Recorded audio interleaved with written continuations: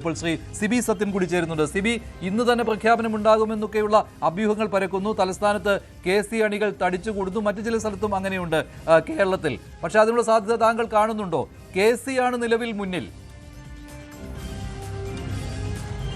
മഞ്ജുഷേ, ഇന്ന് പ്രഖ്യാപനം ഉണ്ടാകുകയാണെങ്കിൽ അതൊരു അത്ഭുതമായിരിക്കും. കാരണം സാധാരണഗതിയിൽ കോൺഗ്രസിൽ അങ്ങനെ ഒരു പെട്ടെന്ന് ഒരു പ്രഖ്യാപനത്തിലേക്ക് പോകുന്നില്ല. കാരണം നിലവിൽ അന്തരീക്ഷം വളരെ തിളച്ചു മറിഞ്ഞു കിടക്കുകയാണ്.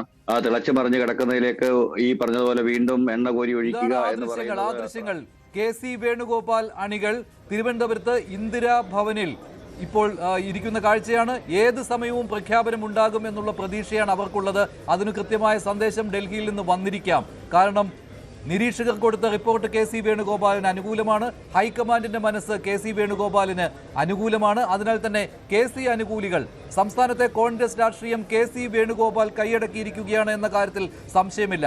MLA-മാർ ഒറ്റയടിക്കാണ് KC വേണുഗോപാൽ പക്ഷത്തേക്ക് മറിഞ്ഞത്. ഹൈക്കമാൻഡ് വിട്ട 2 നിരീക്ഷകർക്ക് മുന്നിൽ KC വേണുഗോപാലിന്റെ പേരിനാണ് തലപ്പൊക്കം കിട്ടിയത്.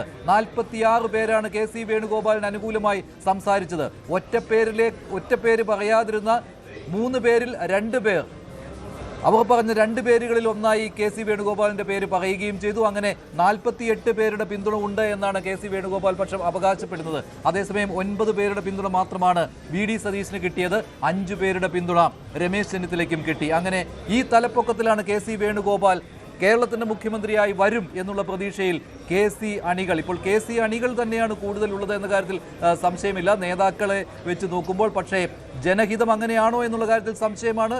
കൂടുതൽ ആളുകളും ജനങ്ങൾ ആഗ്രഹിക്കുന്നത് സംസ്ഥാനത്ത് ഇത്തവണ നിയമസഭാ തെരഞ്ഞെടുപ്പിൽ മത്സരിച്ചവരിൽ നിന്ന് ഒരാളെ മുഖ്യമന്ത്രിയായി തെരഞ്ഞെടുക്കണം എന്നത് തന്നെയാണ്. സാധാരണ കോൺഗ്രസ് പ്രവർത്തകരും അത് ആഗ്രഹിക്കുന്നു. പക്ഷേ ഹൈക്കമാൻഡിന്റെ തണലിൽ KC വേണുഗോപാൽ ഇപ്പോൾ മുന്നിട്ട് നിൽക്കുന്ന കാഴ്ചയാണ് കാണുന്നത്. അതിലെന്തെങ്കിലും മാറ്റമുണ്ടോ എന്ന് വരും മണിക്കൂറിൽ അറിയാം. പ്രഖ്യാപനം ഉണ്ടാകുമോ ഇല്ലയോ എന്ന കാര്യത്തിൽ ഔദ്യോഗികമായിട്ടുള്ളൊരു തീരുമാനം പുറത്തു വന്നിട്ടില്ല.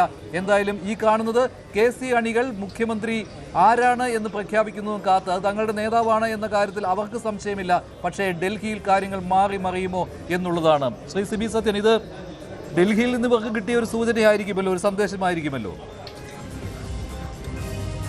അതെ, പലവിധ സന്ദേശങ്ങൾ ഈ പറഞ്ഞതുപോലെ താഴേക്ക് വരുന്നുണ്ട്. അക്കാര്യത്തിൽ സംശയമൊന്നുമില്ല. പക്ഷെ എനിക്ക് തോന്നുന്നില്ല ശ്രീ രമേശ് ചെന്നിത്തലയും ശ്രീ VD സതീശനും കാർഗെയുമായിട്ടുള്ള ഒരു ചർച്ചയ്ക്കൊടുവിൽ ഒത്തുതീർപ്പിന് സമ്മതിക്കുമെന്നുള്ളത്.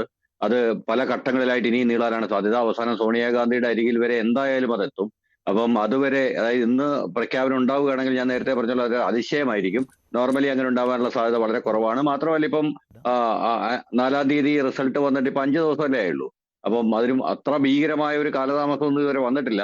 അതുകൊണ്ട് എനിക്ക് തോന്നുന്നു 2-3 ദിവസം. കൂടുതൽ വാർത്തകൾക്ക് News 18 Keralam YouTube channel subscribe ചെയ്യുക.